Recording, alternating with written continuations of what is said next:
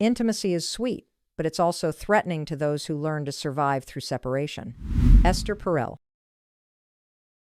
Have you ever been in a relationship where everything seems fine, yet something is never truly close? They care.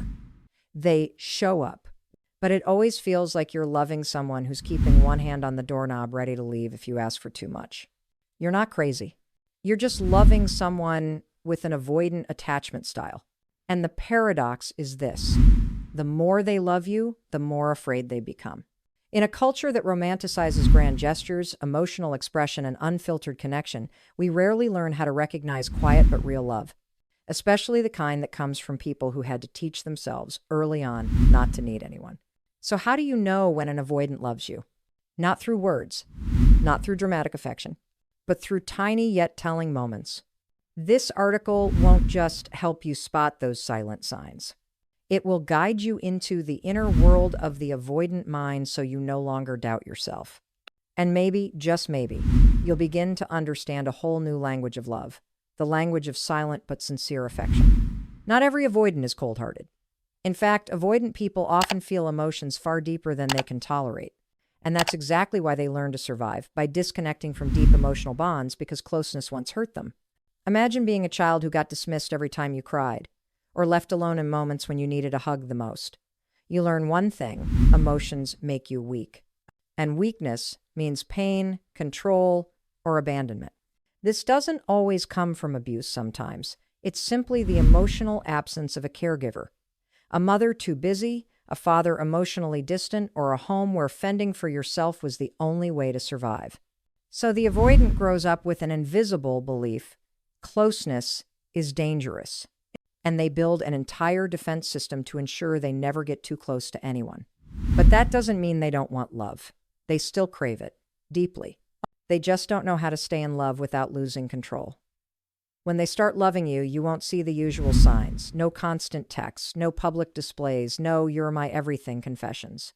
Instead, they love through cautious presence. They don't fully disappear, though they want to. They come back after every withdrawal. They linger in your world as a discreet way of saying, "I'm still here." You might think, "They're cold, they must not love me." But in truth, every time they return is an act of bravery. Because for them, staying is risky. Risky of getting hurt, of being expected too much, of being trapped. And yet, they stay sometimes through gestures so small you almost miss them. Here's the paradox. Avoidance doesn't mean lack of attachment. Avoidance often appears when someone is deeply attached but lacks the emotional skills to cope. They're afraid to lose you but can't say it. They want to get closer but don't know how. So they pull away. But they don't leave. They remain. Quiet. Watching. Remembering. Observing. To them, love is an emotional minefield. Every step toward you is a step calculated for survival. They don't say "I love you" easily, not because they don't mean it, but because saying it feels like surrendering control. They've been disoriented before by trusting too much. They've been left behind, judged, made to feel too much. So now they choose to love silently. And that hurts you. But it also makes this story profound because they don't pull away out of dislike. They're simply trying to feel safe. And the beauty in all this is, despite their fear, they still love. Despite their panic, they still stay. And for someone with avoidant attachment, that is love, the only way they know how to give it. That's why, when you love an avoidant person, the first thing you need to learn isn't how to get them to love like others do, but how to read the quiet language they've used their whole life to protect their heart. And if you're patient enough to look beneath the calm surface, you'll see it clearly. They're in love, in their own way, in their own language. Silent, but real. They stay. This might seem like the simplest sign, but it's one of the most powerful. For someone avoidant, staying when they have every reason to leave is deeply meaningful. They hate the feeling of being tied down, but when they love you, they choose to come back after each retreat. They don't vanish forever. They still watch your stories, send neutral texts, ask how you're doing. Quietly, it says, "I still care." They share personal space. Avoidants fiercely protect their privacy emotionally and physically. But when they fall in love, they begin to crack the door open. They invite you to places that matter to them, share childhood memories they've never told anyone, let you into their solo routines. Spaces that were once theirs alone now have room for you. This isn't random. It's ceremonial. It's love encrypted as trust. They act instead of speak. Words are dangerous to them. They can be misunderstood, rejected, or leave them feeling vulnerable. Instead, they love through quiet action. Fixing your shelf, remembering your favorite tea, picking up something you only mentioned once. No need to say, "I love you." They show it by walking into your world and making it lighter. They listen. Not just politely, they retain details you forget you shared. That story about your grandfather, a hobby you once had in college. They might not react much at the moment, but weeks later, a gift or gesture proves they were paying attention. Because they don't say much, they observe. And remember, they become awkward when you get too close. Avoidants aren't clumsy because they don't care. They're clumsy because the emotions get overwhelming and they were never taught how to handle it. They may suddenly become quiet, withdrawn, or disappear for a few days.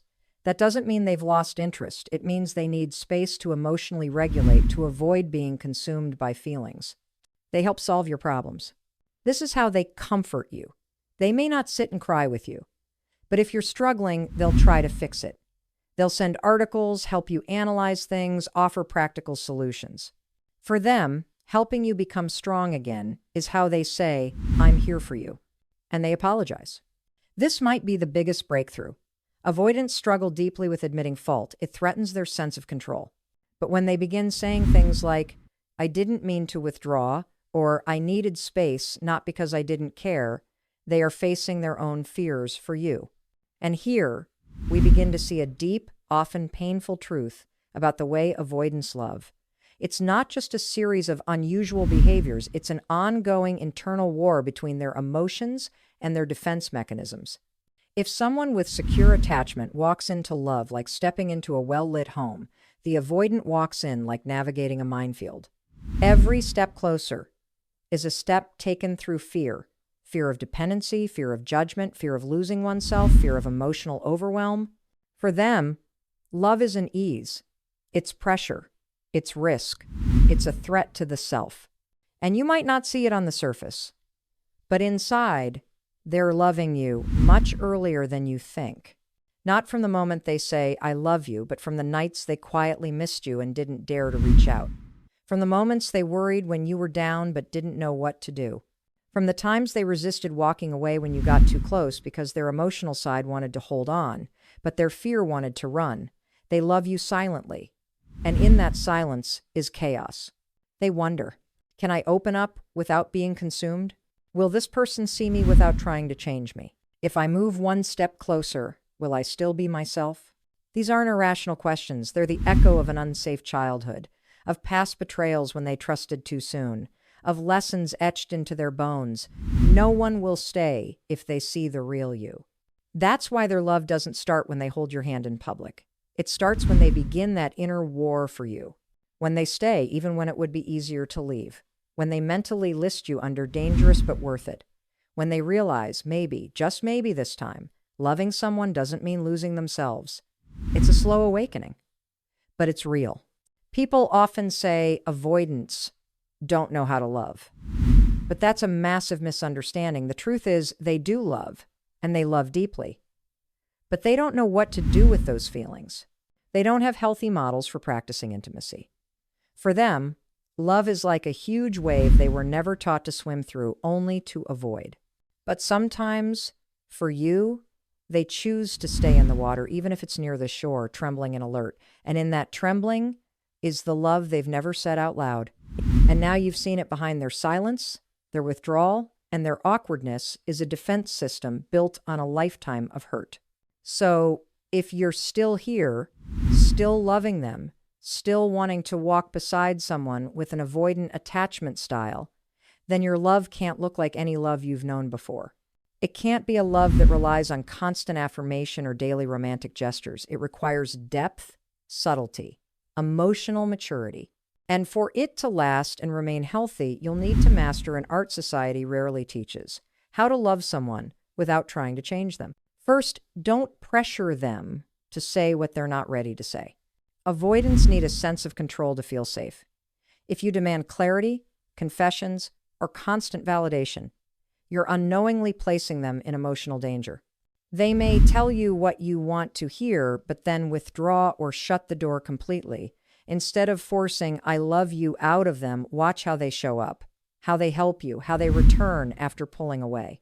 Because sometimes real love doesn't live in words, it lives in quiet, consistent presence. Second, learn to recognize the small but meaningful gestures. Avoidance love in subtle ways, noticing your moods, remembering how you like your tea, placing a reassuring hand on your back when you're nervous, silently sitting beside you when you don't feel like talking. These aren't small, they're their love language. If you wait for dramatic declarations, you'll miss the quiet devotion that's already unfolding. Third, adjust your expectations. Love doesn't look the same for everyone. People love differently because they're shaped by different histories. You have to release the idea, if they love me, they should do ABC. And start asking, if I truly love them, can I learn their language? Mature love doesn't demand sameness, it demands understanding. Fourth, respect their boundaries and personal space. It's not that they don't want closeness, they just need to breathe. They need time to process emotions, to regain their balance, to avoid drowning in the relationship.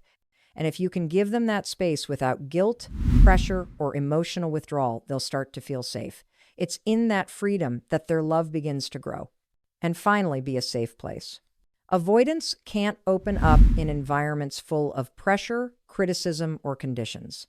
But if you can stay present, patient, non-controlling, steady, they will slowly learn that love doesn't mean being consumed, that they can remain themselves inside a real connection. And that's the most beautiful gift you can give someone who's been hurt a love that doesn't require them to armor up just to survive. So if you're loving someone with an avoidant attachment style, remember this: you're reading a book with no illustrations, no chapters, no highlighted keywords. A book written in emotional Morse code where the commas are silences and the periods are quiet actions. And if you're patient enough to sit still and listen to this rhythm, you'll uncover something rare. A love that is unassuming but deeply, deeply real. Because an avoidance love doesn't come from the mouth, it comes from a trembling heart and hands that never learned how to hold. It doesn't arrive under the spotlight, but in the invisible acts of daily care. A short text that says, "Are you home?" A moment of silence beside you when you're hurting. A fixed lamp you forgot to fix. You might overlook it, but for them, it's a courageous step through fear.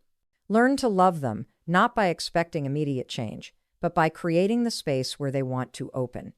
A love that doesn't push, but invites. A love that doesn't demand perfection, but welcomes honesty. And when they start to feel safe, something magical happens. They'll stop loving only in silence. They'll begin to love with presence, with sincerity, and maybe with words they once feared most. "I'm scared, but I'm still here." If you're the one loving someone like this, ask yourself, are you trying to make them love your way? Or are you learning to see the love their way? Because love doesn't always need to be spoken to be real.